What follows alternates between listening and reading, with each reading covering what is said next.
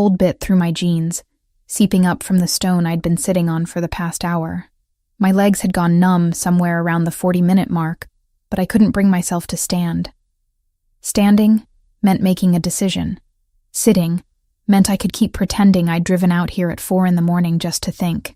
The Columbia River Gorge stretched below me, darkness broken only by scattered lights from houses too far away to matter.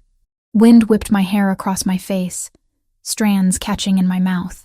I didn't bother pushing them away. 3 weeks. 21 days since Tyler's car went over a cliff 20 miles south of here. 21 days since the police knocked on my apartment door with faces that told me everything before they spoke a word. Loss of control, they'd said. Tragic accident. Liars. All of them. I'd found Tyler's notes 2 days after the funeral. Hidden in his gym bag, the one place I almost didn't check. Pages of names, dates, locations, testimony he'd planned to give against the Bratva, against Alexei Stepanov specifically. My baby brother had witnessed something he shouldn't have, agreed to testify, and paid for it with a staged accident that fooled everyone except me. The edge called. Just 1 step, maybe 2, then the wind would do the rest, and the pain crushing my chest would finally stop. No more waking up reaching for my phone to text Tyler before remembering he'd never answer. No more eviction notices I couldn't pay. No more failed pitches to editors who'd stopped returning my calls. No more anything. I shifted forward. Gravel skittered over the edge, disappearing into darkness. My heart hammered, but my mind felt eerily calm. This was the same type of cliff that had taken Tyler. Poetic, maybe. Or just pathetic. I couldn't tell anymore. Headlights swept across the overlook behind me. I flinched, squinting against the sudden brightness. A black SUV rolled to a stop 30 feet back, engine cutting to silence. Who the hell came to a hiking overlook at 4:30 in the morning besides someone like me? The driver's door opened. A man emerged, tall and broad-shouldered, moving with the kind of control that suggested he knew exactly how much space his body occupied in the world. He didn't approach immediately, just stood there, one hand resting on the open door, watching me. "Beautiful view," he said. His voice carried despite the wind, low and careful. "Mind if I share it?" Every muscle in my body locked. "It's a public overlook." "True." He closed the door softly, not the slam I expected, though most people wait for sunrise before making the drive. Maybe I like the dark. He moved closer, but slowly, like approaching a spooked animal. Smart man. Or maybe you're here for the same reason I stopped. I turned to face him fully, anger flaring hot through the numbness. "You don't know anything about why I'm here." The overlook's security light caught his features as he stepped into range. Late 30s, maybe 35. Dark hair with threads of gray at the temples, though his face was too young for it. Strong jaw shadowed with stubble. Eyes that looked almost black in the dim light, fixed on me with an intensity that made my skin prickle.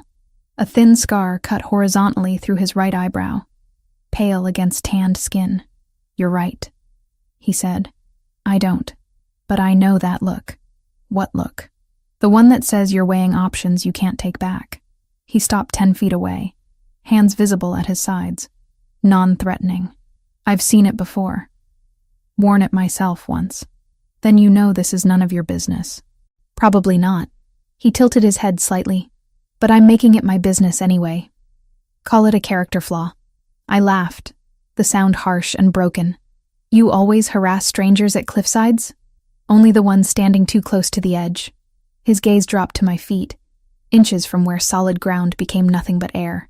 "Do you have someone I can call? Family? Friend?" The question hit like a physical blow. "No." "No one at all?" "Tyler's dead." The words escaped before I could stop them, raw and jagged. 3 weeks ago. Right here in the gorge. They said it was an accident, but it wasn't.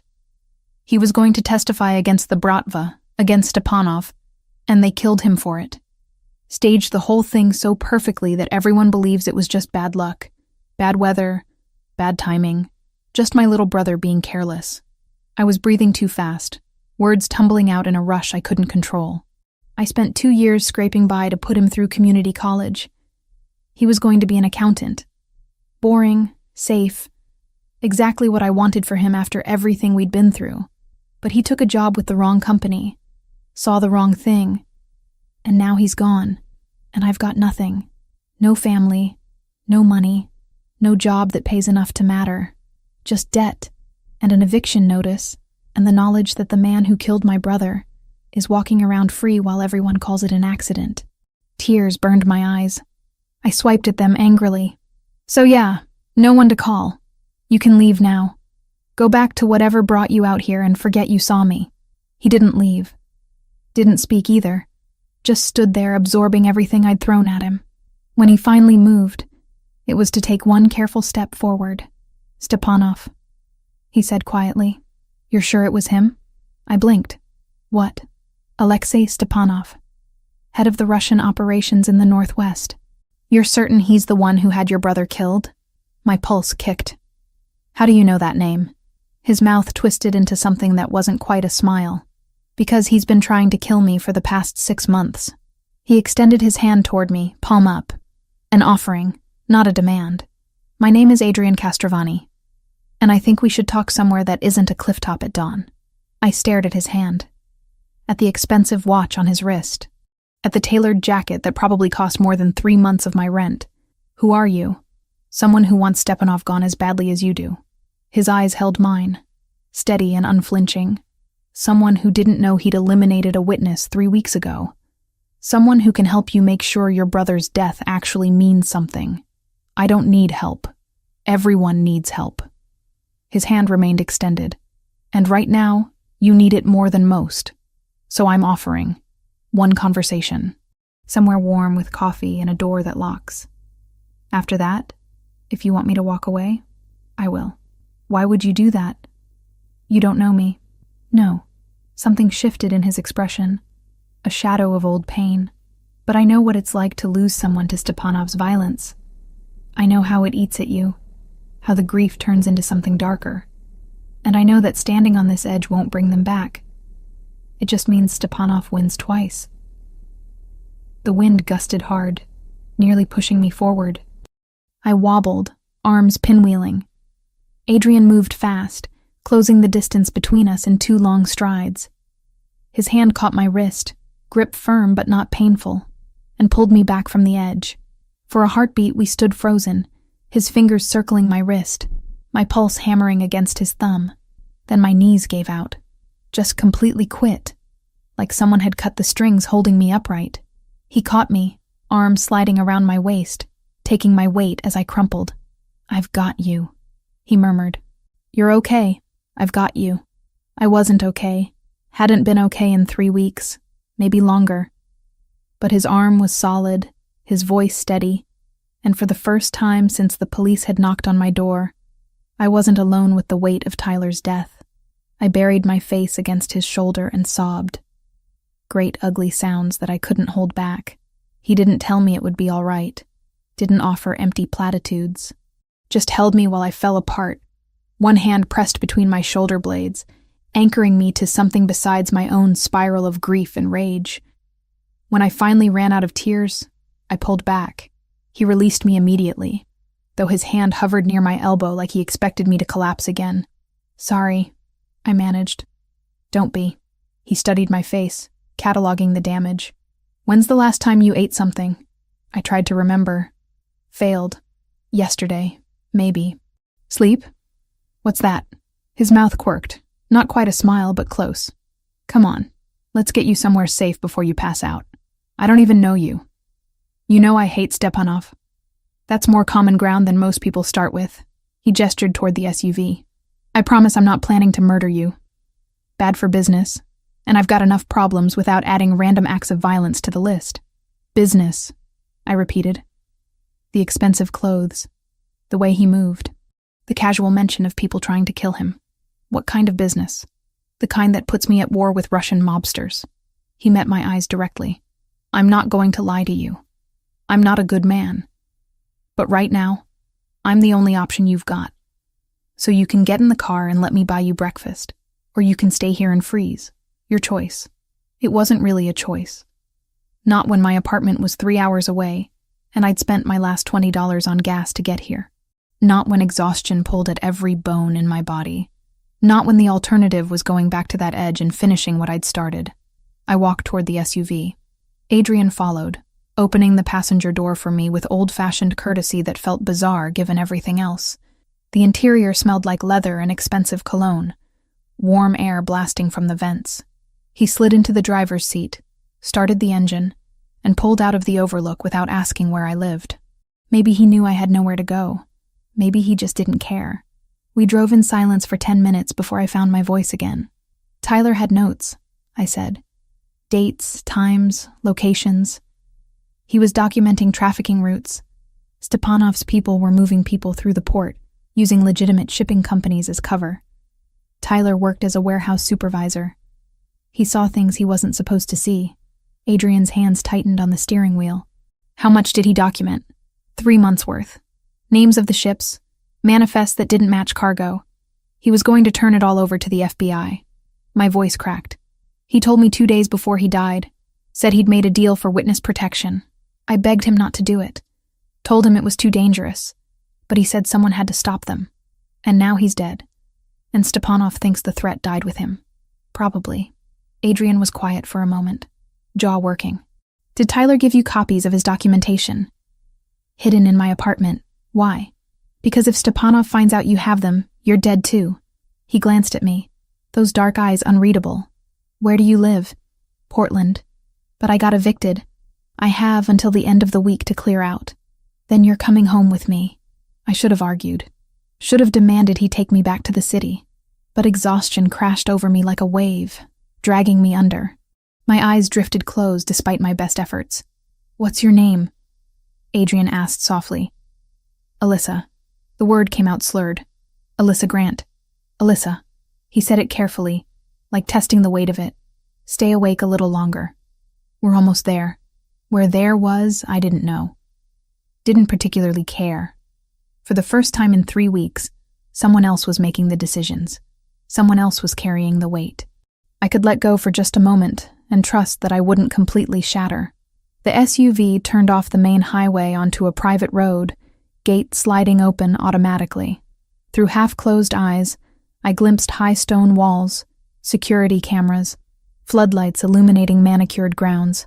Then the house appeared, all modern lines and floor-to-ceiling windows, worth more money than I'd see in a lifetime. Come on, Adrian said gently when we stopped. Let's get you inside. I stumbled out of the SUV, legs barely supporting me. He didn't touch me, just walked beside me up wide steps to a door that opened before we reached it. A woman in her 60s stood there, silver hair pulled into a neat bun, eyes sharp as she took in my appearance. Guest room, Rosa, Adrian said. Food, water, and privacy. She's been through enough tonight. Rosa nodded once, crisp and efficient. This way. I followed her through rooms that blurred together, too exhausted to process any of it. A bedroom appeared, larger than my entire apartment, decorated in soft grays and blues. Rosa pointed out the bathroom, the closet, the small refrigerator stocked with water. Mr. Castrovani says you should rest, she told me. Everything else can wait. The door closed behind her. I stood alone in a stranger's house, in a room worth more than everything I owned combined, and felt nothing but overwhelming relief that I was still breathing. I collapsed onto the bed fully clothed and surrendered to darkness. Sunlight burned through my eyelids, dragging me from sleep I hadn't expected to find. My body ached in unfamiliar ways, muscles stiff from finally relaxing after weeks of carrying tension like armor. For 3 blissful seconds, I didn't remember where I was or why. Then it crashed back. Tyler. The cliff. Adrian Castrovani. I sat up too fast, head spinning. The room looked even more expensive in daylight, all clean lines and muted colors that probably had names like storm gray and morning mist. My jeans were twisted around my legs, shirt wrinkled beyond saving. I felt like I'd been hit by a truck, then backed over for good measure. A soft knock preceded the door opening. The woman from last night appeared, carrying a tray that smelled like actual heaven. Rosa, Adrian had called her. Good morning, Miss Grant, she said, setting the tray on the nightstand. Mr. Castrovani asked me to let you rest as long as you needed. I glanced at the clock. 2:15 in the afternoon. I'd slept for almost 12 hours. Thank you, I managed, voice rough. I should probably go. I've imposed enough. Rosa's expression didn't change, but something flickered in her eyes. Pity, maybe, or understanding. Where would you go? The question hit harder than it should have. I have an apartment for a few more days anyway. Mr. Castrovani is in his office when you're ready to speak with him. She moved toward the door, paused. The coffee is fresh. So is the bread. You should eat. She left before I could respond. I stared at the tray, stomach cramping with sudden hunger. Scrambled eggs, toast that looked homemade, fresh fruit I definitely couldn't afford on a good day. Coffee in an actual ceramic mug, not the chipped Goodwill disaster I used at home. I ate mechanically, tasting nothing but needing the fuel. My hands shook around the mug. Caffeine or fear or exhaustion. Impossible to tell. When the tray was empty, I stood on legs that felt more solid than they had in weeks, and went looking for answers. The house was massive, room after room of understated wealth that screamed old money, even though I knew Adrian's fortune came from significantly less legal sources. I found him in what had to be his office, surrounded by dark wood and leather furniture that matched his aesthetic perfectly. He looked up when I appeared in the doorway, still wearing the same clothes from last night, though he'd shed the jacket. White shirt rolled to his elbows, dark slacks, watch that probably cost more than my entire education. Those deep brown eyes tracked my movements with the same intensity I remembered from the cliff. Alyssa. Not a question. Just acknowledgement. How are you feeling? Like I made a series of spectacularly bad decisions.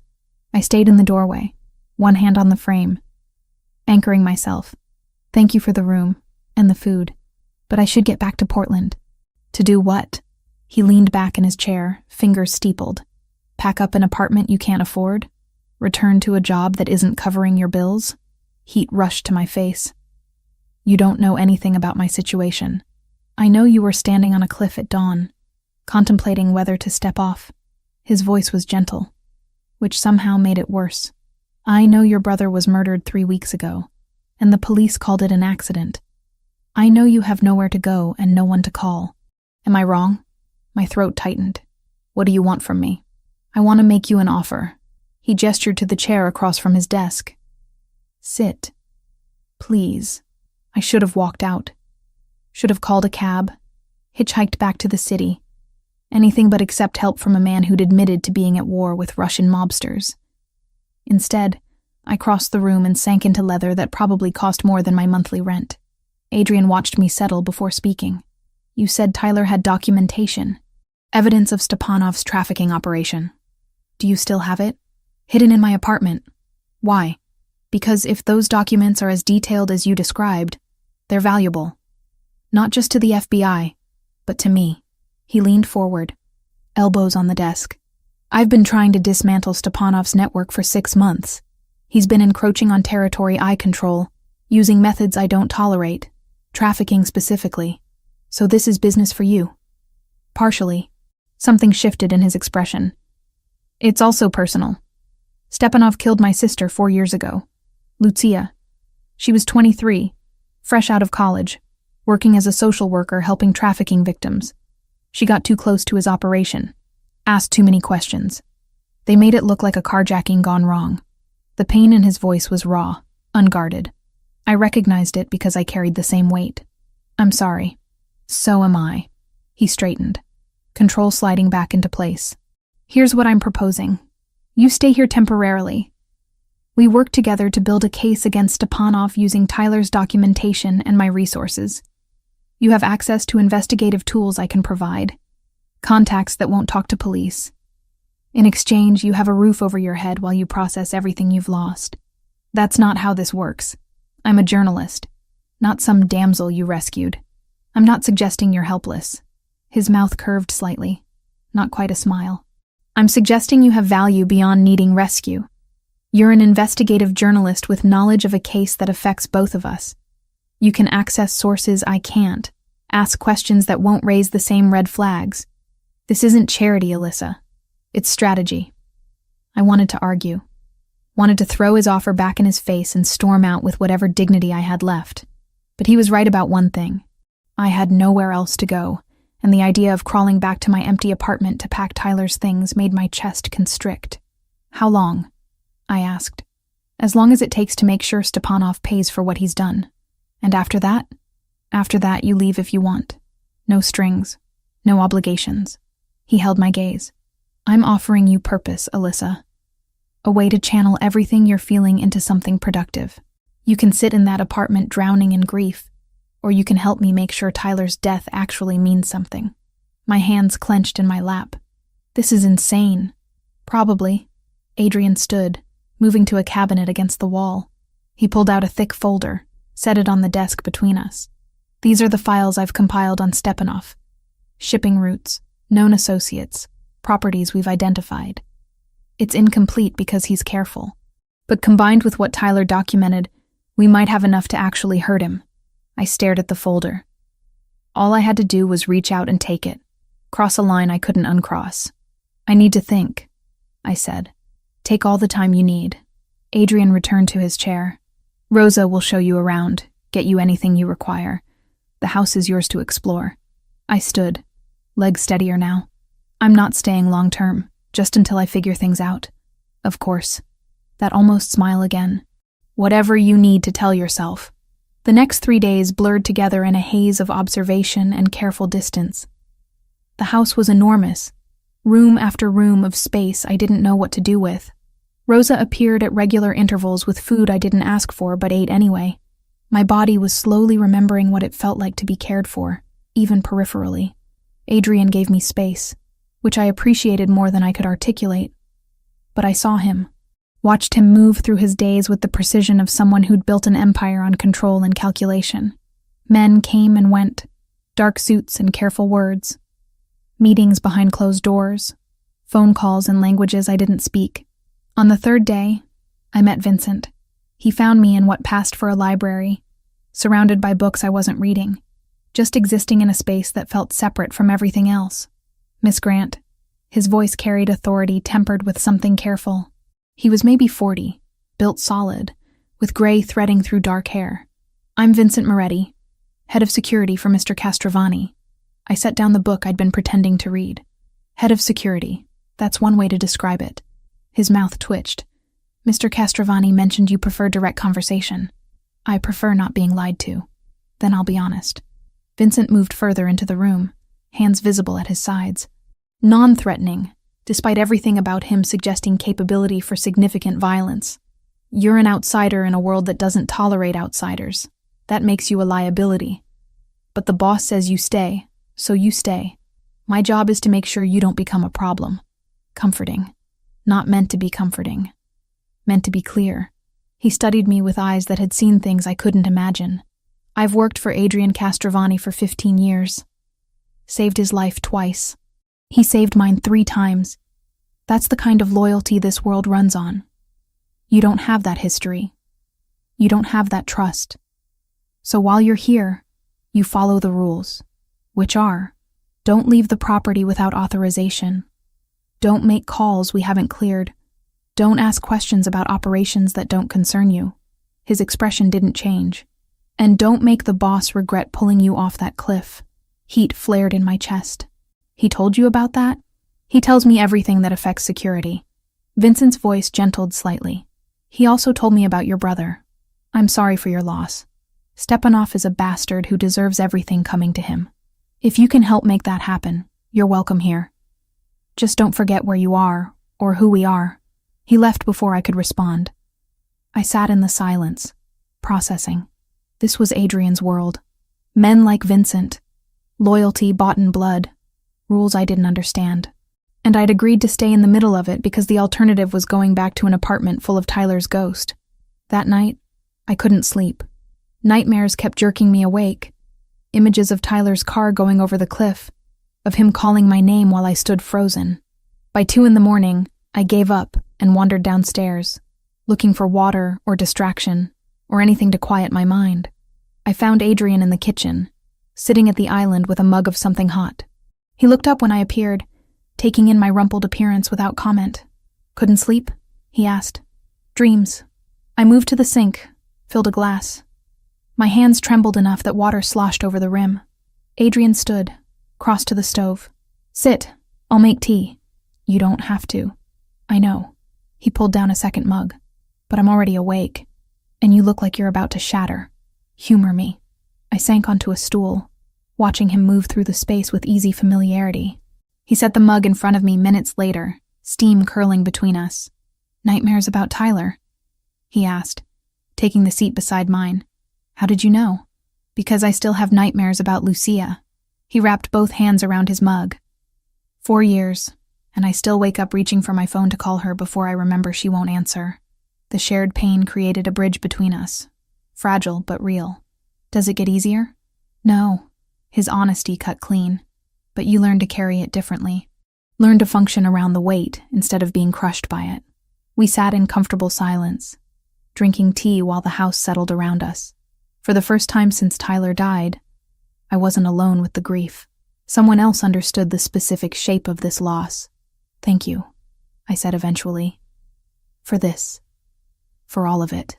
Adrian's eyes met mine, something warm flickering in their depths. You're welcome, Alyssa. Now finish your tea and try to get some rest. Tomorrow, if you're ready, I'll show you what we're really up against. I nodded, throat tight with emotions I couldn't name. When I finally returned to bed, sleep came easier than it had in weeks. Work became my anchor. For the next week, I buried myself in Tyler's documentation, cross-referencing dates and locations with the files Adrian provided. The world narrowed to spreadsheets and shipping manifests, patterns emerging from chaos like constellations appearing in a dark sky. 4 witnesses. 3 months. All dead. Tyler was the 4th. His car sent over a cliff on Highway 26. Before him came Sarah Chen, overdose that looked accidental until I matched the timeline to her scheduled testimony. Marcus Webb, house fire attributed to faulty wiring 2 days after he spoke to the FBI. Jennifer Kozlowski, mugging gone wrong in a parking garage she'd used safely for 3 years. Stepanov's signature was all over it, invisible to anyone not looking for the pattern. But once I saw it, I couldn't unsee it. The precision, the timing, the way each death removed a witness without raising enough suspicion to warrant deeper investigation. I sat at Adrian's dining table surrounded by documents, highlighter in hand. When he appeared with coffee I hadn't asked for, but desperately needed. Steam curled between us as he set the mug at my elbow. You've been at this for 6 hours, he said. I glanced at the window, surprised to find darkness outside. I didn't notice. That's a pattern. He pulled out the chair beside mine, close enough that I could smell cedar and something warmer. You work yourself to exhaustion, skip meals, forget the world exists. Roses complained twice about untouched food. I'm fine. You're obsessed. No judgment in his voice. Just observation. I recognize it because I've been there. After Lucia died, I spent 8 months doing exactly what you're doing now. Chasing every lead, building cases that went nowhere, forgetting to sleep or eat or breathe. My hands stilled on the papers. Did it help? Eventually. He leaned back, dark eyes tracking my face, but not until I learned to pace myself. Revenge is a marathon, not a sprint. You burn out. You become useless. I'm not useless. I didn't say you were. Something shifted in his expression. I said you will be, if you don't take care of yourself. And I need you functional, Alyssa. These connections you're making, they're valuable, but not if you collapse from exhaustion. Heat crept up my neck. Fine, I'll eat. Good. He stood, moved toward the kitchen. Rosa left lasagna. I'll heat it up. I watched him go, processing the casual domesticity of a mafia boss warming food for the journalist living in his house. Nothing about this situation made sense, yet here I was, accepting it as normal. The lasagna was incredible. I ate mechanically, while Adrian worked on his laptop across from me, comfortable silence settling between us. Our fingers brushed when we both reached for the same document, electricity jumping at the contact. He pulled back first, clearing his throat. Vincent wants to meet with you tomorrow, he said. Go over security protocols. I've been here a week. Seems late for that conversation. He's been evaluating whether you're a liability or an asset. Adrian's mouth curved slightly. Apparently you've graduated to asset status. How generous. Vincent's loyalty is absolute. If he's accepted you, that means something in this world. I set down my fork. What world exactly? You keep mentioning it, but I still don't understand what I'm actually looking at here. Adrian closed his laptop, giving me his full attention. I control operations across the Pacific Northwest. Shipping, imports, some construction. On paper, everything's legitimate. In reality, about 40% of my revenue comes from activities the government frowns upon. Trafficking? Never. His voice hardened. That's Stepanov's specialty, and it's why we're at war. He wants my port access to expand his operations. I refuse to hand over territory that would be used to move human cargo. So you're the ethical criminal? I'm the criminal with standards. He held my gaze. I won't pretend I'm a good man. But I draw lines Stepanov wouldn't recognize. Before I could respond, his phone buzzed. He glanced at the screen, expression darkening. We have a problem. What kind of problem? He was already moving toward his office, voice dropping as he spoke into the phone in rapid-fire commands I couldn't follow. I trailed after him, pulse kicking up. Vincent appeared from another room, weapon visible at his hip. Boss? Explosion at the Riverside property, Adrian said. 3 guards. Stepanov's people claimed responsibility. My stomach dropped. Are they dead? Vincent's jaw tightened. Clean detonation. No warning. Adrian's hands clenched into fists. Double security here. Full perimeter sweep. I want eyes on every approach and contingency plans for extraction if they try the same thing. Already mobilizing. Vincent's gaze flicked to me. Miss Grant should be briefed on lockdown procedures. Agreed. Adrian turned to me. This is what I meant about the reality of this world. Stepanov just escalated. He's going to keep pushing until one of us is dead or defeated. The words should have terrified me. Instead, something cold and sharp settled in my chest. Good. Let him come. I want him to. Alyssa, no. I stepped forward. He killed Tyler. He's killing your people. So let him try. Maybe he'll get sloppy. Vincent's expression shifted, something like approval flickering across his face. Adrian studied me for a long moment before nodding slowly. All right, then you're going to learn how this works. Vincent, show her the security protocols, all of them. The next 5 days blurred together. Vincent walked me through the property's defenses, showed me safe rooms and exit routes, taught me how to read security feeds. I spent hours watching monitors, learning to distinguish normal movement from threat patterns. Adrian worked around the clock, coordinating responses to Stepanov's attack. I watched him transform from the man who'd made me lasagna into something harder, colder, a leader who commanded absolute loyalty because he'd earned it in blood. We worked side by side in his office, building the case against Stepanov piece by piece. Late nights when exhaustion made my eyes blur, when his hand would steady mine over paperwork. Moments when I'd look up and find him watching me with an intensity that made my breath catch. Neither of us acknowledged it. Couldn't afford to. Not with everything else demanding attention. On the 10th day, Vincent found me in the library. Boss wants you in the security room. Now. I followed him through corridors I'd memorized, down to the basement level where banks of monitors covered an entire wall. Adrian stood there with 3 other men, all focused on feeds showing the property's perimeter. What's happening? I asked. Motion sensors on the north boundary. Vincent pointed to a screen. 4 vehicles. 8 men. Armed. My pulse hammered. Stepanov? His signature. Adrian's voice was ice. Vincent, get her to the safe room. No. The word surprised me as much as it surprised them. I'm staying. This isn't a discussion. You brought me here to help build a case against him. Let me see what he's capable of. Let me witness it so I can document every detail. I held Adrian's gaze. You can't protect me from reality while asking me to fight in it. Something flickered in his eyes. Respect, maybe. Or recognition. Fine. But you stay with Vincent. You follow every order he gives without question. Understood? Understood. Vincent gripped my arm, not gently. Come with me. Now.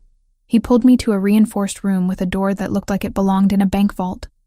Monitors lined one wall, showing feeds from every camera on the property. He shoved me toward a chair. Sit. Watch. Learn. His voice was hard. This is what your revenge actually looks like.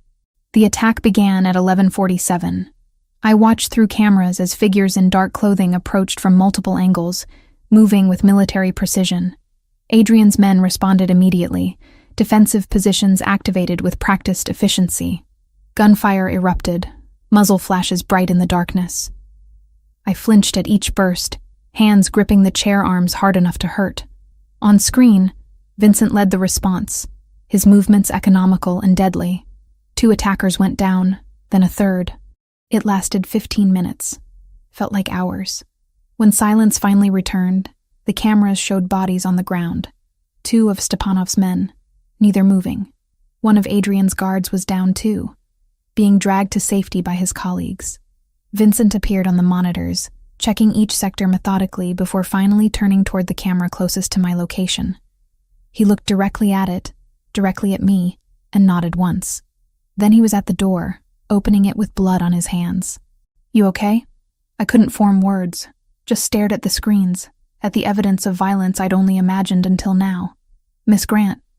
His voice gentled slightly. "Are you injured?" "No." My voice came out hoarse. "I'm fine." "You're not fine, but you're unharmed." He moved past me, checking monitors. "The boss will want to see you." I found Adrian in his office, shirt sleeves rolled up, exhaustion carved into every line of his face. He looked up when I entered, something raw in his expression before control slid back into place. "Are you all right?" he asked. "Everyone keeps asking me that." I moved to the window, staring at darkness beyond.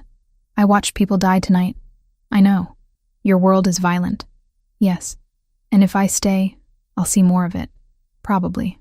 He crossed to stand beside me, not touching but close enough that I felt his presence like heat. "You can leave, Alyssa. Right now. I'll have Vincent drive you back to Portland, set you up somewhere safe. You don't have to be part of this." I turned to face him. "Tyler's dead because of Stepanov. Those witnesses are dead because of him. Your sister is dead because of him. And tonight your people died protecting this place, protecting me. So no, I'm not leaving. I want to see him pay for every single death. Revenge changes you. Good." The word came out fierce. Maybe I need to change. Maybe the version of me that sat in that apartment crying over Tyler's ghost was useless. This version, the one building a case that might actually matter, she's doing something. Adrian's hand lifted, hovering near my face before dropping. "You scare me a little when you talk like that." "Why?" "Because I recognize myself at 25, right after Lucia died. That burning need to make someone pay, consequences be damned." His eyes held mine. "It cost me pieces of my soul I'll never get back. I don't want that for you. Maybe it's too late. It's never too late to walk away," says the man still fighting Stepanov 4 years later. His mouth twisted. Fair point. We stood there in silence, something shifting between us. Not just the investigation or shared grief, but recognition. 2 people who'd lost everything and chose to fight back instead of surrender. "Tomorrow," I said finally. "Tomorrow I want to dive deeper into the trafficking routes. If we can prove a pattern, build a timeline that connects directly to his organization. Tomorrow," Adrian interrupted gently. "Tomorrow you rest. We both do. Tonight was brutal. Give yourself space to process it." "I don't want to process it. I want to work." "I know." His fingers finally made contact, brushing my cheek so briefly I almost thought I'd imagined it. "But you're going to rest anyway. That's an order." I should have argued. Should have pushed back against his authority. Instead, I nodded, exhaustion crashing over me like a wave. "Okay," I whispered. "Tomorrow." He walked me to my room, presence solid beside me. At my door he paused. "What you saw tonight," he said quietly. "That's the reality. No filters, no protection. If you stay, it will happen again. Probably worse." "I know. And you're still staying?" "I'm still staying." Something in his expression softened. "Then we'll make sure Stepanov pays for every death he's caused. I promise you that, Alyssa. We'll make him pay." I believed him. More than that, I trusted him. Somewhere in the past 2 weeks, Adrian Castrovani had gone from stranger to ally to something I couldn't quite define. Someone who understood the specific shape of my grief and didn't try to fix it, just offered to walk beside me through it. That night, I dreamed of Tyler, but for the first time since his death, he wasn't falling. He was standing beside me, nodding approval, telling me to keep fighting. I woke with tears on my face and determination in my chest. Stepanov had taken my brother, had taken Adrian's sister, had taken lives without consequence for far too long, but that was going to change. I'd make sure of it, whatever the cost. The breakthrough came on day 15. Buried in financial records Adrian's people had intercepted.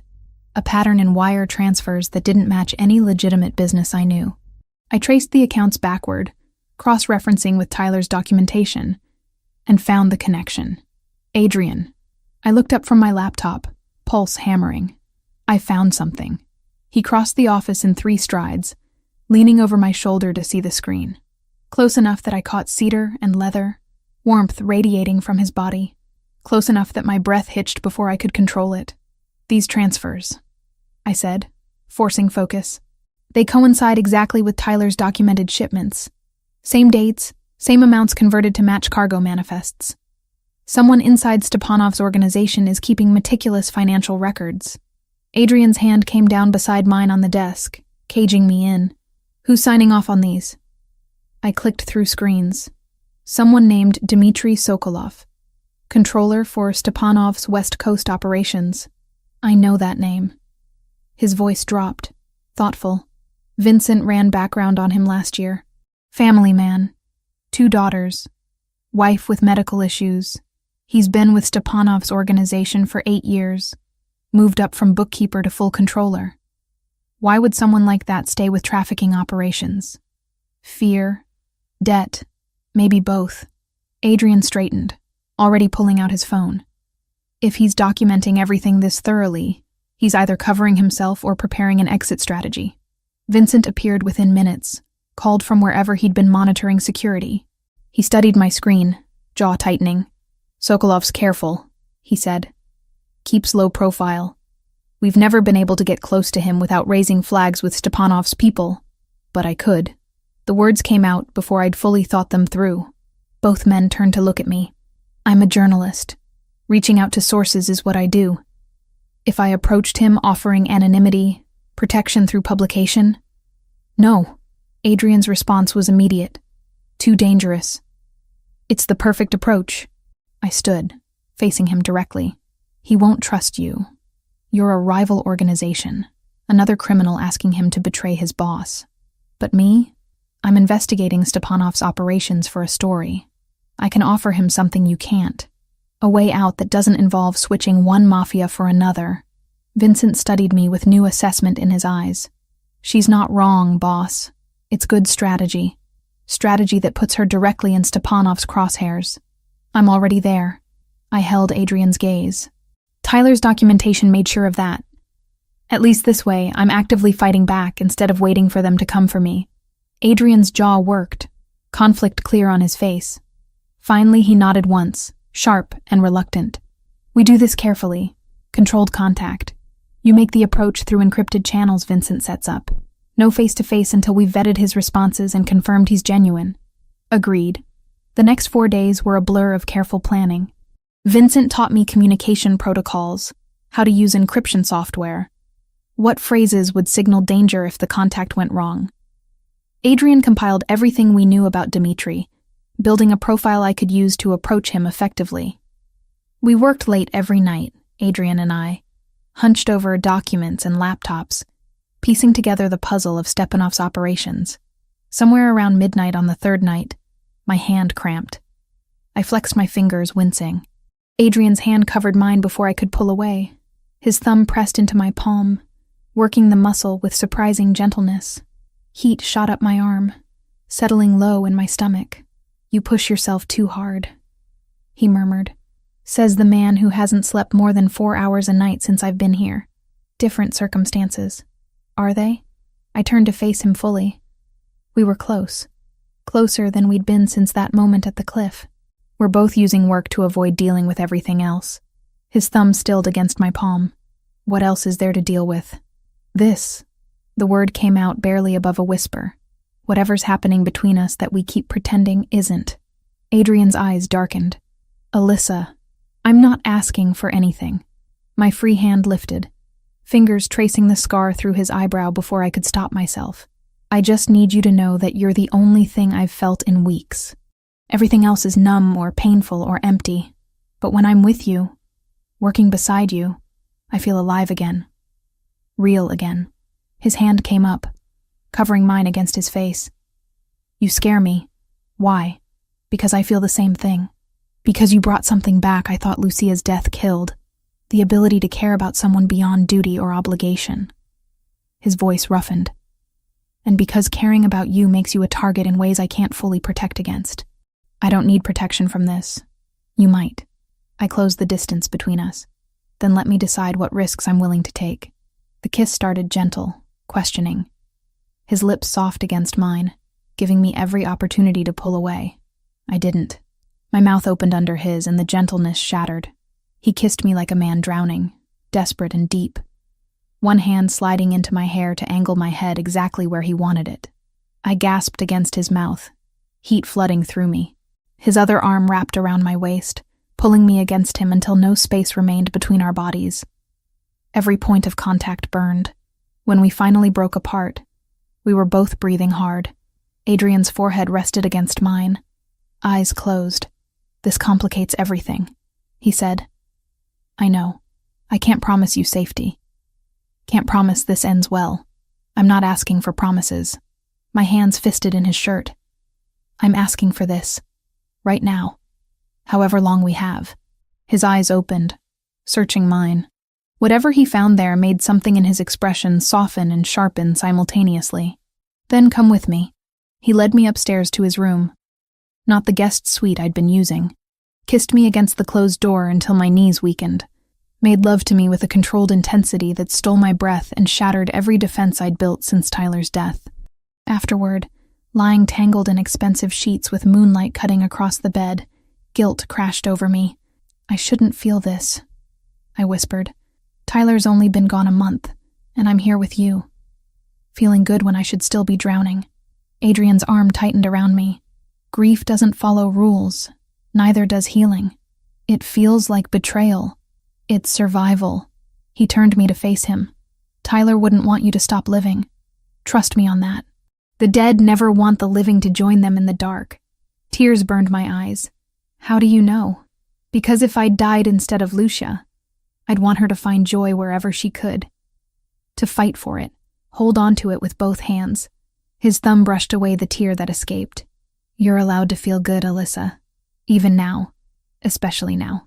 I buried my face against his chest and let him hold me while I cried. Grief and relief tangled together. When I finally slept, it was deep and dreamless for the first time in weeks. Morning brought Vincent's knock and carefully neutral expression when he found us together. Adrian held my gaze across the breakfast table, silent question in his eyes. I nodded once. Whatever this was, we'd face it together. Boss, Vincent said, tone carefully professional. We need to discuss Miss Grant's position here. My position? I set down my coffee. You're involved with the man Stepanov most wants dead. Vincent's voice was blunt. That makes you a target in ways you weren't before. It also makes you a potential liability if emotions compromise operational security. Adrian's voice went cold. That's not your call to make. It's my job to make it. Vincent didn't back down. I'm not questioning your feelings. I'm questioning the timing. We're in active conflict. This complicates things. Everything about this situation is complicated, I said. But I'm not going anywhere. And I'm not stopping the investigation. If Stepanov wants to come after me for being with Adrian, let him try. It just gives us another reason to take him down. Vincent studied me for a long moment, then nodded. Fair enough. Just be aware of what you're signing up for. I'm aware. The contact with Dmitri happened 2 days later. I crafted the message carefully, offering protection through journalistic exposure and FBI connections. Promised anonymity, safety for his family, immunity if he cooperated fully. His response came within 6 hours. cautious but interested. Over the next week, we built trust through carefully monitored exchanges. He wanted out. Had wanted out for years. But Stepanov didn't let people leave, and Dmitry had 2 daughters to protect. Finally, he agreed to provide documentation in exchange for concrete guarantees. Adrian coordinated with contacts in the FBI while I worked my journalism connections, building framework for protection Dmitry would actually trust. The documents arrived encrypted, 18 years of meticulous financial records proving every transaction Stepanov had ever made. Combined with Tyler's documentation, it was damning. Enough to dismantle the entire operation if leveraged correctly. Stepanov has a major operation planned, Dmitry told me during our final encrypted call. 18 days from now. 2 shipments from eastern ports.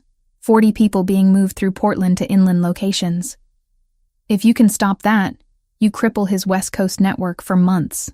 18 days. The timeline was brutal, but it gave us focus. Adrian and I worked around the clock, building strategy. I would write the exposé, publish through a respected investigative outlet using Tyler's and Dmitry's documentation. Simultaneously, Adrian would leak intel to Stepanov's rivals and feed information to FBI contacts. Multi-directional attack designed to crush the operation before it launched. But as we worked, tension escalated. More attacks on Adrian's properties. More security lockdowns. The sense that we were running out of time pressed down like physical weight. Then the message arrived. Plain envelope, delivered to the house through means that shouldn't have been possible given our security. Inside, a single piece of paper with words cut from newspapers like something from a thriller. The journalist thinks she's safe. She'll fall from the cliff she should have jumped from. Just like her brother. My hands shook as I read it. Adrian took the paper from me, face going hard as stone. He knows, I said. Stepanov knows I'm investigating him, knows where I am. He's been watching. Adrian's voice was ice. Vincent! Security protocols escalated immediately. I wasn't allowed outside without armed escort. Windows got reinforced. Guards doubled. The house that had started feeling like sanctuary transformed into the fortress it truly was. Adrian barely left my side. When meetings required his attention, Vincent stayed with me, weapon visible, eyes constantly scanning. This is what loving him looks like, Vincent told me during one of those vigils. Constant danger. Constant vigilance. Are you sure you can handle it? I thought about Tyler. About the cliff. About Adrian pulling me back from an edge I'd been ready to step off. I'm sure, I said. Because the alternative was going back to that numbness, that darkness. And I'd rather face Stepanov's threats beside Adrian than face nothing alone. 7 days. That's all we had left before Stepanov moved 40 people like cargo through ports Tyler had documented. 7 days to finish the article, coordinate with the FBI, leak information to the Sinaloa cartel, and somehow survive whatever retaliation came next. I worked 18-hour days finalizing the exposé. Every word mattered. Every citation needed verification. Dmitry's financial records combined with Tyler's documentation painted a picture so damning that even corrupt officials couldn't ignore it. The piece was scheduled to publish in 4 days through the Northwest Investigative Journal, a respected outlet that had broken trafficking cases before. Adrian coordinated simultaneously, phone calls in multiple languages, meetings with men whose faces I learned not to remember. Vincent was everywhere, checking security, running drills, his presence a constant reminder that we were preparing for war. You need to sleep, Adrian said, finding me at 2 a.m. hunched over my laptop. I need to finish this. His hand covered mine on the keyboard. It's already finished. You've rewritten the same paragraph 3 times tonight. Your exhaustion is showing. I wanted to argue. Instead, I let him pull me upstairs, fell asleep in his arms with my laptop still glowing on the nightstand. The attack came 20 hours before publication. I was reviewing final edits when the alarms screamed. Not the warning system from previous attacks. The full evacuation protocol that meant imminent breach. Vincent materialized beside me, weapon drawn. Safe room. Now. What's happening? 30 hostiles. Heavy weapons. They're coming for both of you. He grabbed my arm, propelling me toward the reinforced door hidden behind Adrian's bookshelf. Move. Adrian appeared from the opposite direction, blood on his shirt that wasn't his. Our eyes met for one suspended moment before Vincent shoved me through the doorway. "Keep her alive," Adrian told him. "Always." Vincent slammed the door between us. The safe room was smaller than I expected, lined with monitors showing every camera angle. I watched Adrian disappear into the chaos, watched men in tactical gear swarm the property with military precision. This wasn't a probe, this was annihilation. Gunfire erupted, brutal and sustained.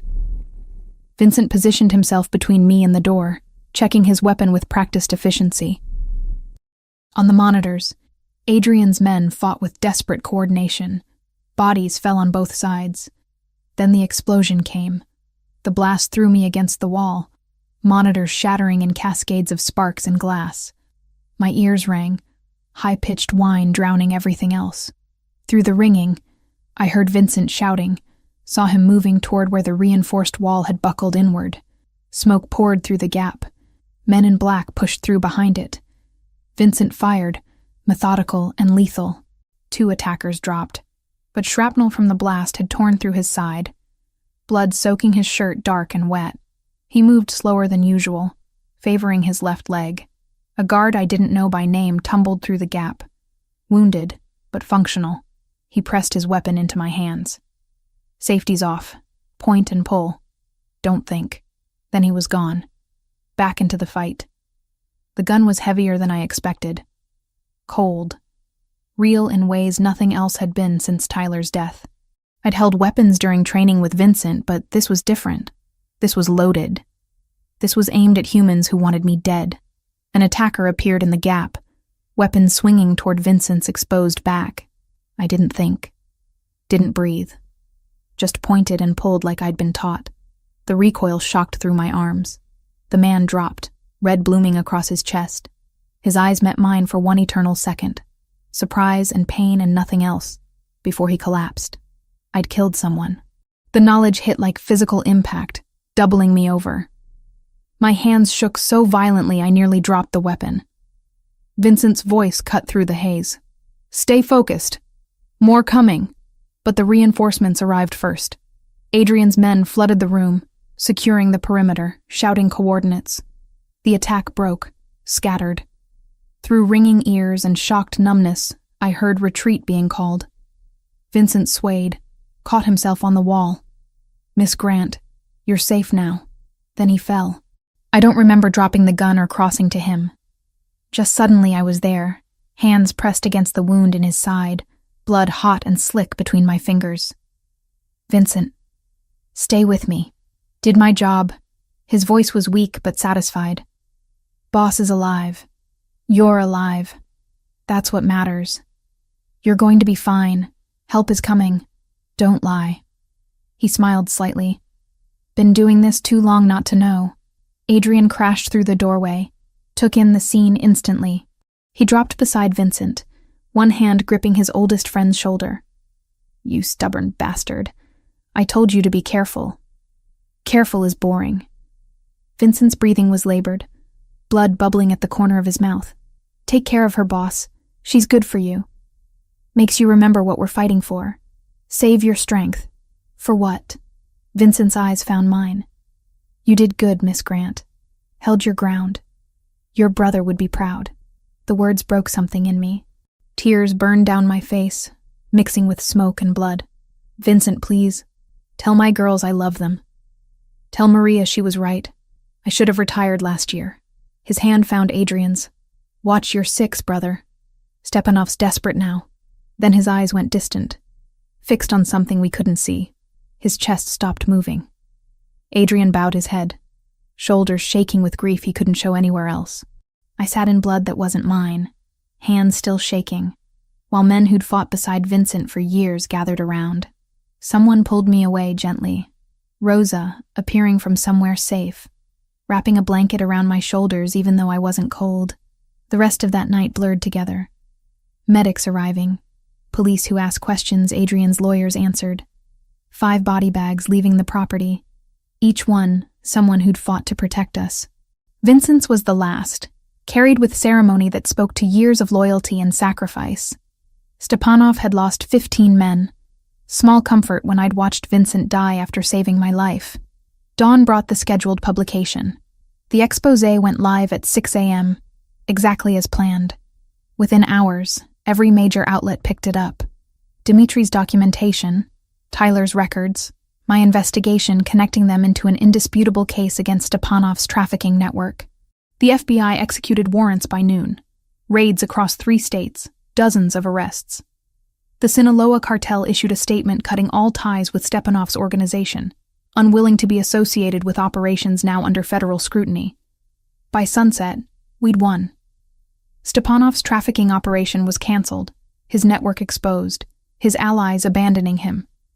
Everything we'd worked for had succeeded. I felt nothing but the weight of the gun in my hands. The man's eyes when I'd pulled the trigger. Vincent's blood on my clothes. Adrian found me in the shower fully dressed, water running cold, still trying to wash away what wouldn't come clean. He turned off the water, wrapped me in towels, carried me to bed like I weighed nothing. "I killed someone," I whispered. "You defended yourself. He's still dead. Because of me." Adrian pulled me against his chest, one hand stroking my hair. "I know. I'm sorry. I'm so sorry you had to do that. Vincent's dead too, because he protected me." Vincent died doing what he chose to do. He'd been with me 15 years, saved my life 3 times. I saved his twice. We both knew how this might end. His voice cracked, but he chose to stand in front of you anyway. That was his choice, Alyssa. Not your fault. I cried until I had nothing left. Cried for Vincent, for the man I'd killed, for Tyler, for every death that had brought us to this moment. Adrian held me through all of it. His own grief held carefully in check until I finally fell asleep against him.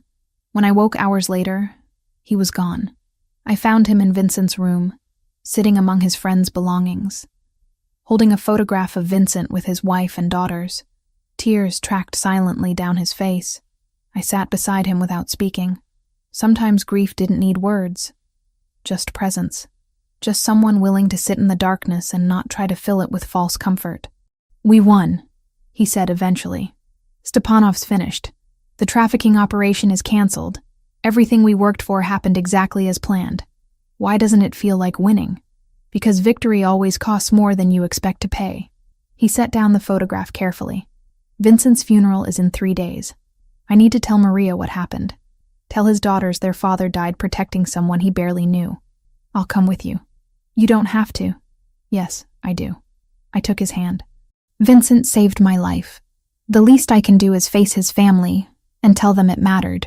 We sat together in the quiet, mourning a man who'd given everything to protect what he believed in.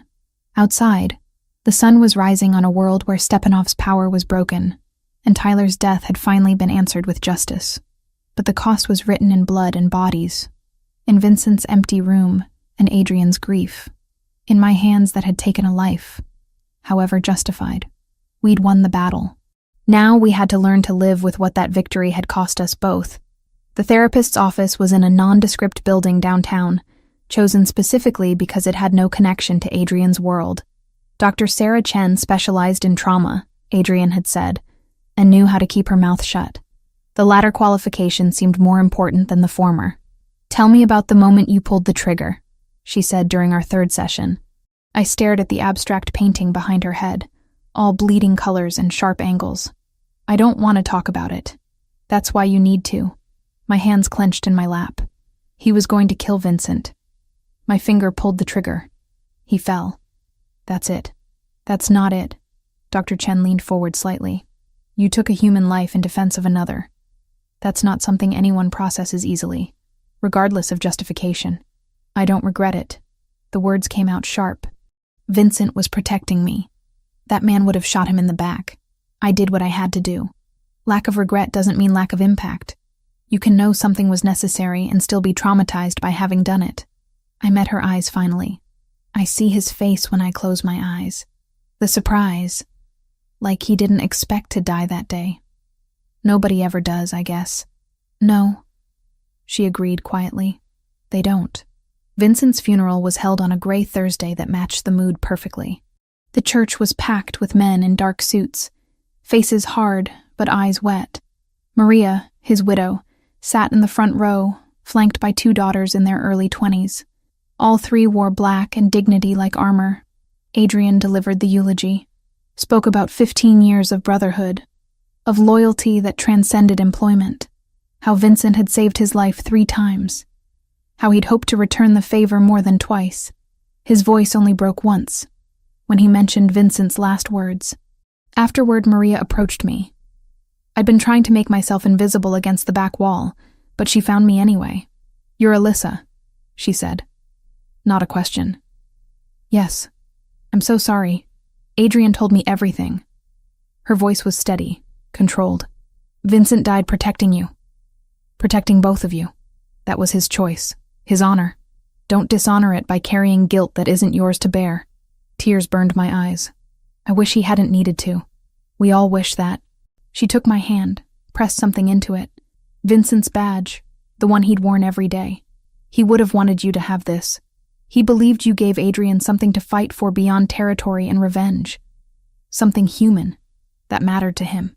I closed my fingers around cold metal, unable to speak.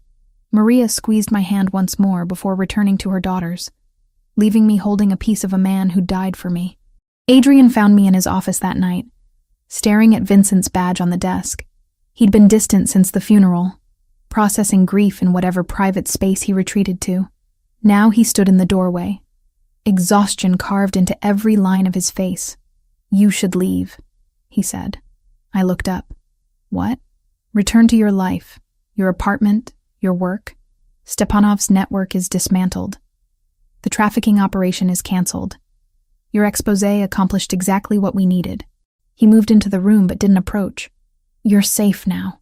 You can go back to being who you were before all this." "I can't be who I was before. That person died on the cliff with Tyler. Then be someone new. Somewhere that isn't here." His jaw tightened.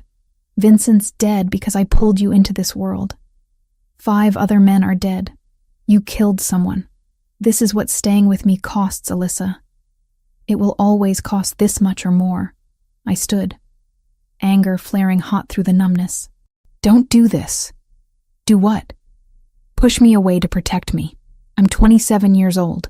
I know exactly what I'm choosing. You think you do." His voice rose slightly. "But you've been here 6 weeks. You've seen violence, yes, but you haven't seen years of it. Haven't felt it grind you down until you can't remember what peace feels like. I won't do that to you. That's not your decision to make. It's my world, my danger, my responsibility." I crossed to him, fury making my hands shake. "Then let me decide if I want to share it. Stop trying to make choices for me because you're scared of losing someone else." His mask cracked. "Of course I'm scared. Everyone I care about dies violently.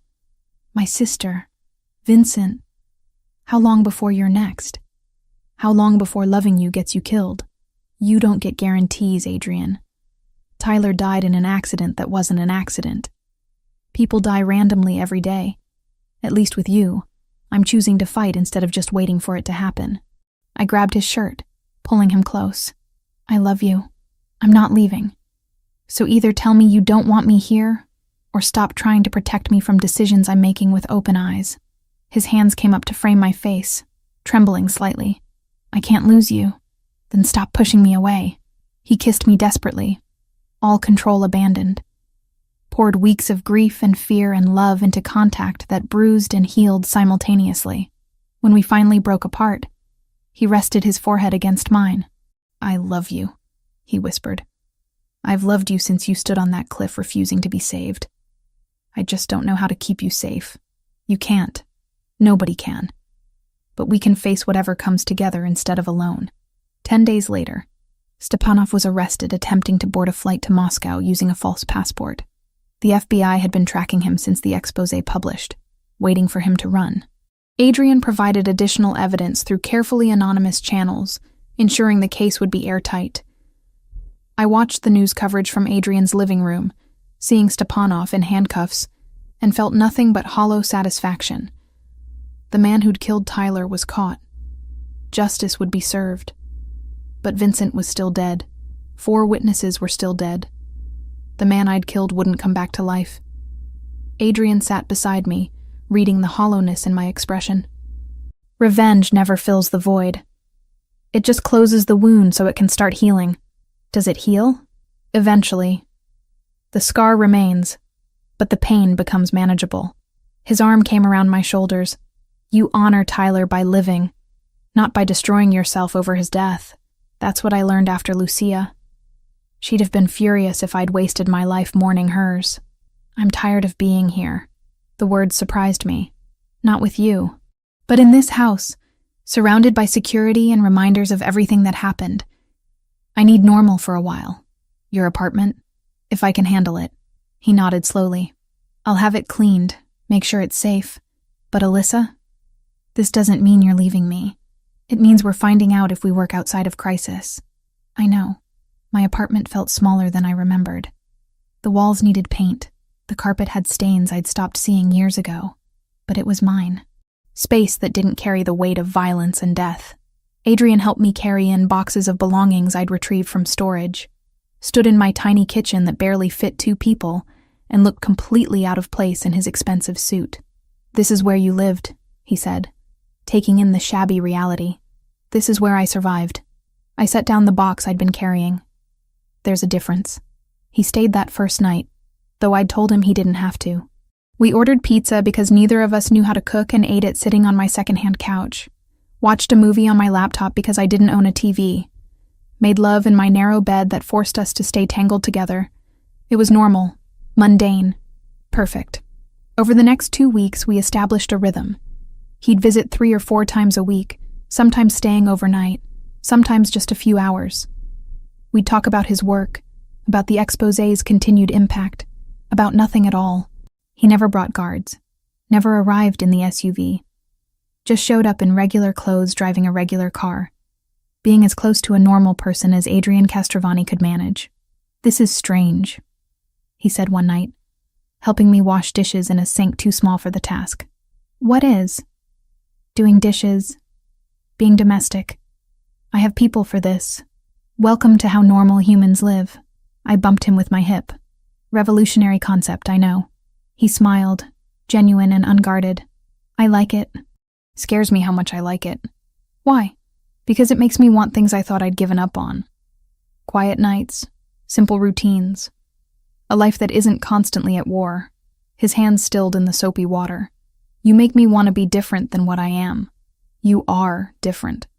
You just haven't let yourself admit it yet. He pulled me close, soap suds and all. If I change too much, I stop being effective at protecting what I've built.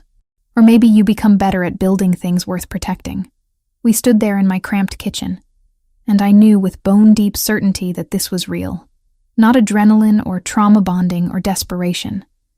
Just 2 people who'd found each other in darkness and chosen to walk toward light together. The nightmares still came. I'd wake gasping, seeing the man's eyes or Vincent's blood or Tyler's car going over the cliff. But Adrian would be there, or a text away when he wasn't, reminding me that surviving meant carrying the weight, not being crushed by it. 6 weeks after Stepanov's arrest, I accepted a staff position with the Northwest Investigative Journal. My exposé had opened doors I'd thought permanently closed. The work was good, meaningful, exactly what I'd fought to build before grief had torn everything apart. Adrian came to celebrate, bringing champagne that cost more than my first car. We drank it from coffee mugs because I didn't own proper glasses. To new beginnings, he toasted. To choosing life, I countered. Our mugs clinked together, and I thought about the cliff, about standing there ready to step off because I couldn't see a single reason to stay. Now I had dozens. Work that mattered, love I'd fought for, a future I was actively building instead of just surviving. Tyler would never see it, but maybe, somehow, he knew I'd found my way back to living, instead of just existing in the spaces between grief. That night, wrapped in Adrian's arms in my too small bed, I finally felt the wound close. Not healed, never fully healed, but closed enough that I could breathe around it. Move forward carrying the scar, rather than bleeding from an open injury. Thank you, I whispered into the darkness. For what? For stopping that night. For seeing me when I couldn't see myself. for pulling me back from an edge I didn't think I wanted to be pulled from. His arms tightened. Thank you for letting me, for choosing to stay alive, for choosing me. Outside, the city continued its endless rhythm.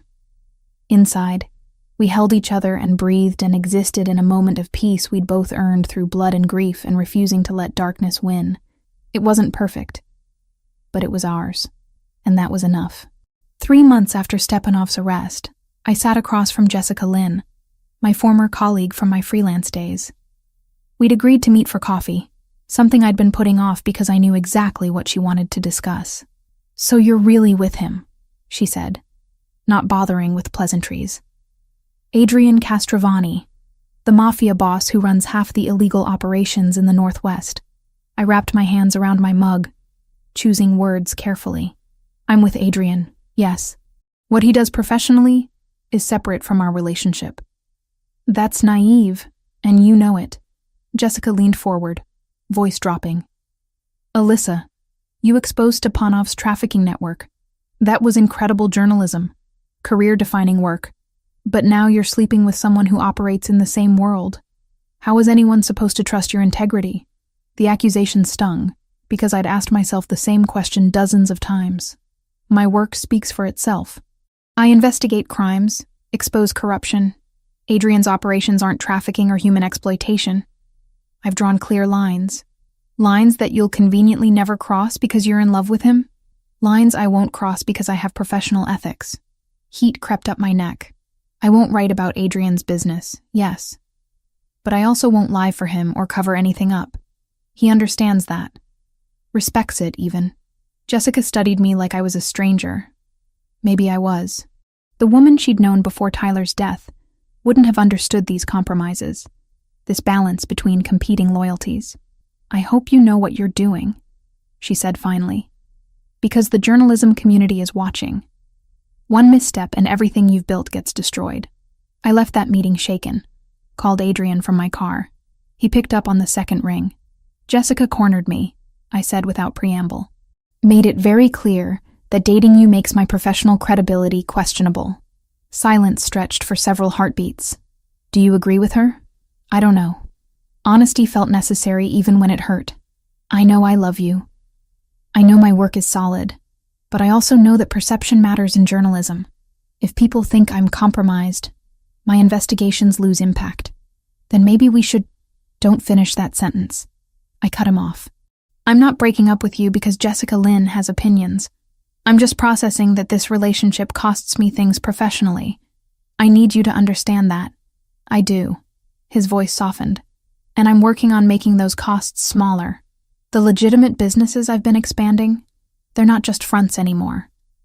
I'm actively selling off the territories that draw attention, transitioning to operations that won't put you in ethical compromises. You don't have to do that for me. I'm doing it for us, for the future I want with you that doesn't involve you choosing between your career and our relationship." Tears burned my eyes. How long will that transition take? Months, maybe a year, but I'm committed to it, Alyssa. You made me want to be different. Better. I'm trying. That conversation became the first of many difficult negotiations about how we'd make this work. I established boundaries Adrian agreed to respect. No involvement in his business decisions. No access to information I might feel obligated to report. Complete independence in my journalism work, even if it meant investigating organizations adjacent to his operations. In return, I accepted that his past wouldn't disappear overnight, that men would always defer to him with respect born from fear, that security would remain a constant presence in his life, and by extension, mine. The work helped. My position at the Northwest Investigative Journal came with real resources, editorial support, and respect I'd never experienced as a freelancer. I dove into new investigations, letting the work consume hours that might otherwise spiral into overthinking everything Jessica had said. Adrian's transformation was slower, but visible. He sold his stake in 2 distribution networks to neutral parties, invested heavily in construction and shipping operations that were completely legitimate. I watched him in meetings, saw the shift from crime boss to businessman happening in incremental degrees. One evening, I arrived at his house for dinner and found an older man I didn't recognize in Adrian's office. They were arguing in rapid Italian, voices raised. I started to retreat, but Adrian called me in. "Alyssa, this is Paolo Grimaldi, my father's oldest friend and current business advisor." His jaw was tight with tension. "He has concerns about our relationship." Paolo's eyes swept over me, dismissive and cold. "You're making him weak. Distracted. Enemies will see this and exploit it." "Enemies like who?" I kept my voice level despite anger simmering beneath. "Stepanov's in prison. His network is dismantled. Adrian's been more effective since I've been here, not less. You don't understand this world. No, you don't understand me." I stepped fully into the room. "I'm not some civilian he needs to protect. I killed a man defending this house. I watched Vincent die. I've seen exactly what Adrian's world costs, and I'm still here. That's not weakness. That's choice." Paolo's expression shifted slightly, reassessing. "And when the next threat comes, when loving you makes him hesitate at a critical moment," Adrian's voice cut through before I could respond. "Then I hesitate knowing I have something worth protecting beyond territory and reputation. Alyssa gives me reason to build instead of just defend. That's not weakness, Paolo. It's evolution." The older man studied us both for a long moment before nodding slowly. "Your father would have questions. But perhaps he'd also recognize that times change, and so must we." He stood, gripped Adrian's shoulder briefly. "Just be careful. Both of you." After he left, Adrian pulled me close, face buried against my neck. "Thank you." "For what?" "For defending us. For staying even when people like Paolo and Jessica make it clear how complicated this is."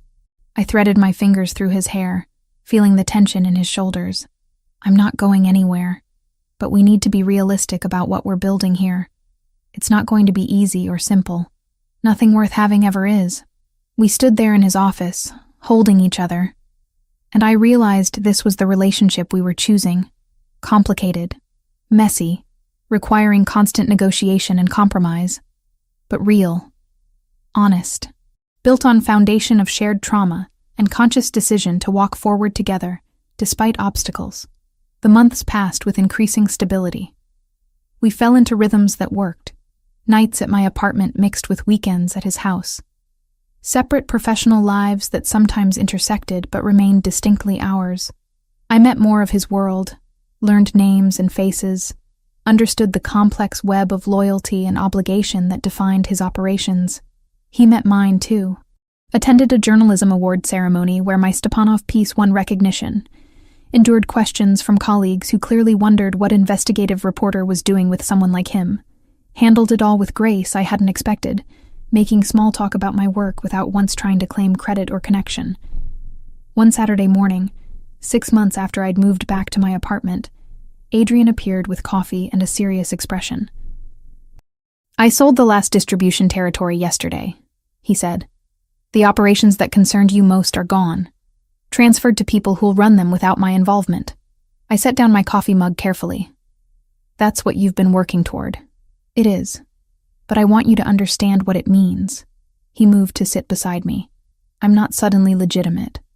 There's history, connections, influence that won't disappear. But the active criminal operations, those are finished. What remains is business that won't put you in ethical compromises." "Why are you telling me this?" "Because I want to marry you someday. Want to build a life that doesn't require you to constantly navigate impossible choices between me and your work." His hand found mine. "I'm not asking you to decide anything now.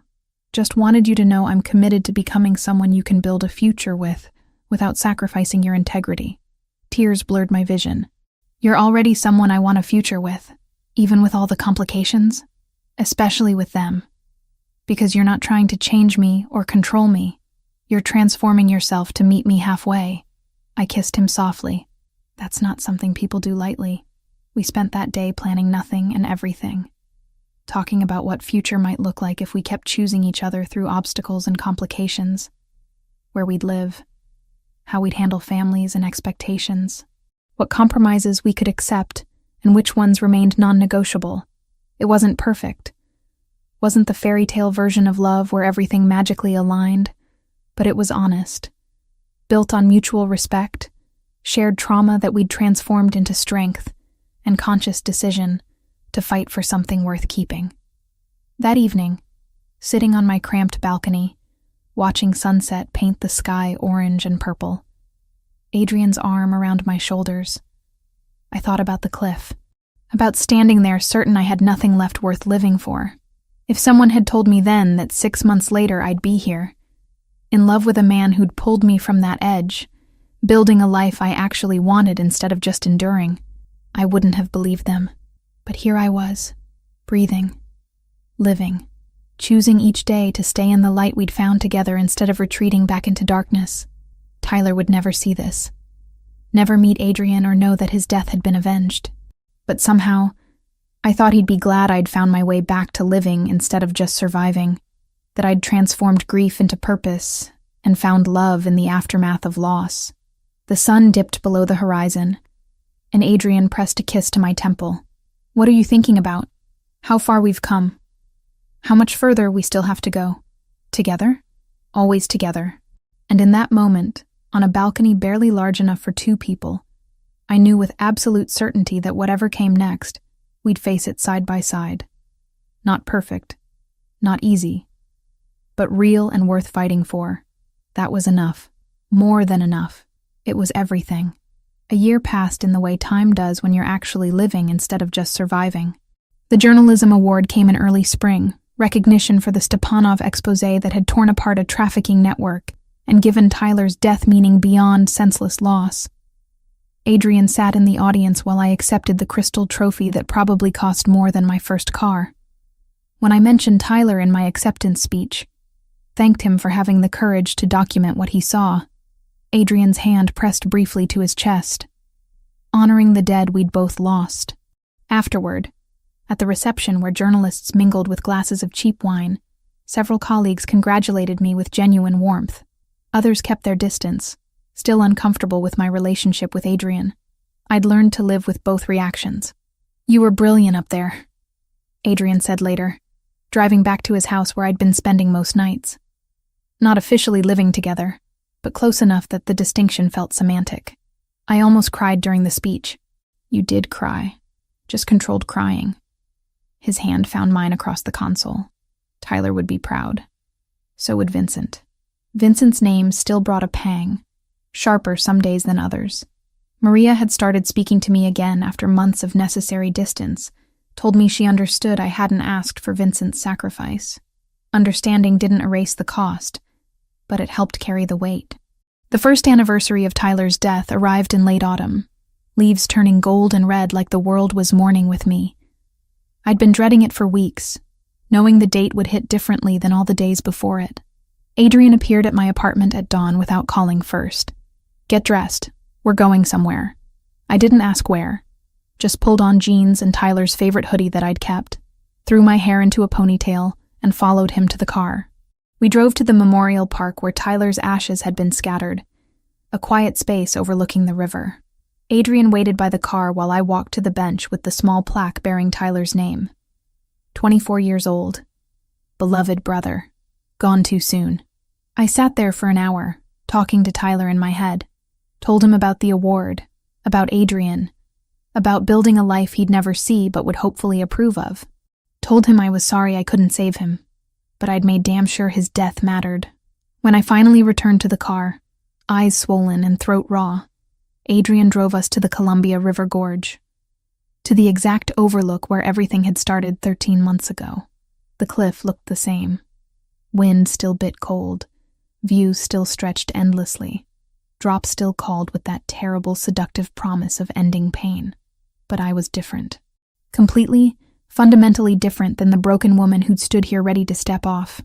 I was coming back from a meeting that night, Adrian said quietly, standing beside me at the edge. Not too close, respecting the space. Deal that would have changed everything for my operations. Biggest opportunity I'd had in years. What happened to it? I chose you instead. He turned to face me. Chose to stop, to pull you back, to take you home. Best decision I ever made, Alyssa. That meeting, that deal, none of it mattered compared to what we found together. Tears burned cold on my wind-chilled cheeks. I didn't believe there would be mornings worth waking up for. Couldn't imagine feeling anything besides pain. You proved me wrong. You proved yourself wrong. I just offered a hand. His fingers brushed mine. Do you remember what you said to me that night? After you told me about Tyler? That I had nothing. No one to call. And now? I looked at him. Really looked. At the man who'd transformed from stranger to savior to partner. Who'd sold criminal operations to build a life I could share without compromising my integrity. Who'd sat with me through nightmares and grief, never trying to fix what couldn't be fixed. Just offering presence. Now I have everything, I whispered. Adrian dropped to one knee on the same cliff where he'd saved my life. Pulled a small box from his jacket pocket. The ring inside caught sunlight. Simple and perfect. Alyssa Grant, you brought me back from an edge I didn't know I was standing on. Reminded me what it means to build something instead of just protect it. I want to spend whatever years we have choosing life together. Every single day. His voice caught. Will you marry me? Yes. The word came out choked with tears and joy and disbelief that this was real. Yes, absolutely yes. He slid the ring onto my finger, stood and pulled me close, kissing me with the wind whipping around us on the cliff that had nearly taken me, but instead gave me everything. We married 6 months later, in a small ceremony that honored both our worlds. Rosa cried during the vows. Maria came with her daughters, who'd grown to accept me as part of their father's legacy. Paolo attended. Approval grudging but present. My journalism colleagues who'd stood by me filled half the room. Adrian's business associates and remaining loyal men filled the other half. I wore cream instead of white. Tyler's photo in a locket against my heart. Vincent's badge sewn into my bouquet. The dead we carried deserved acknowledgement on a day celebrating life. Adrian looked devastating in his tuxedo, tears tracking silently down his face as I walked the aisle to him. We'd both learned that strength meant allowing emotion, not suppressing it. 2.5 years after that first dawn on the cliff, I stood in our home, the compromised space we'd found between his mansion and my apartment. My hand rested on the swell of my belly. 5 months pregnant with a daughter we'd already named Lucia Grace. Lucia for his sister, Grace for the second chance we'd both been given. Adrian appeared behind me, arms circling my waist, hands covering mine over our daughter. What are you working on? A memoir. I gestured to the laptop on the desk. About Tyler, about grief, about finding reasons to live when everything feels impossible. Who's it for? People standing on cliffs, literally or metaphorically. I want them to know that 1 year from their worst moment, life can look completely different.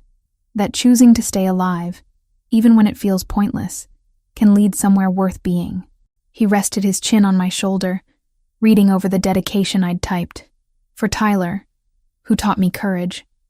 For Adrian, who taught me hope. For everyone who needs to know that tomorrow might be the day everything changes. It's perfect, he murmured. It's honest. I closed the laptop, turned in his arms. I can't pretend it was easy or simple. Can't promise everyone's cliff moment leads to something beautiful. But mine did. Tyler's death led to justice. My pain led to purpose. Our love grew from the worst circumstances imaginable. And now we live. We build. We honor the dead by making the most of the time they didn't get. I placed his hand where Lucia kicked, strong and insistent.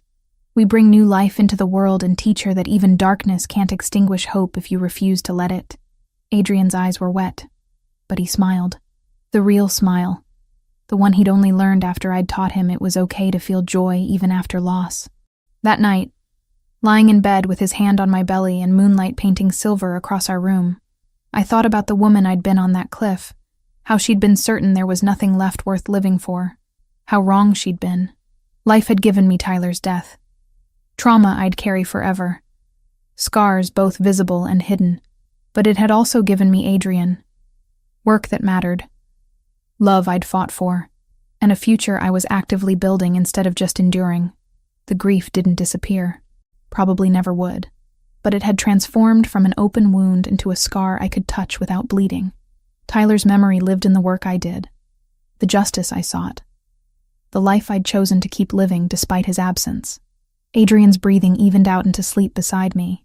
I stayed awake a while longer, hand on my daughter, thinking about what I'd tell her someday. About her Uncle Tyler, who'd been brave enough to stand against evil. About her namesake, Aunt Lucia, whose death had shaped her father into the man he'd become. About Vincent, who'd given his life protecting strangers who'd become family. But mostly, I'd tell her about the cliff, about the moment her father stopped to check on a stranger in the dark, about the choice to accept his outstretched hand instead of stepping into nothing. Because that choice, that single moment of deciding to stay alive just one more day, had led to everything else. To justice and love and purpose and her existence in my belly, kicking reminder that life continues, that hope survives, that choosing to stay can be the bravest thing you ever do. Outside, the wind picked up, the same wind that had nearly pushed me off a cliff a lifetime ago. But I was safe now, warm and loved, and building something worth protecting. I closed my eyes and slept dreamlessly, wrapped in the arms of the man who'd saved me by showing me I was worth saving.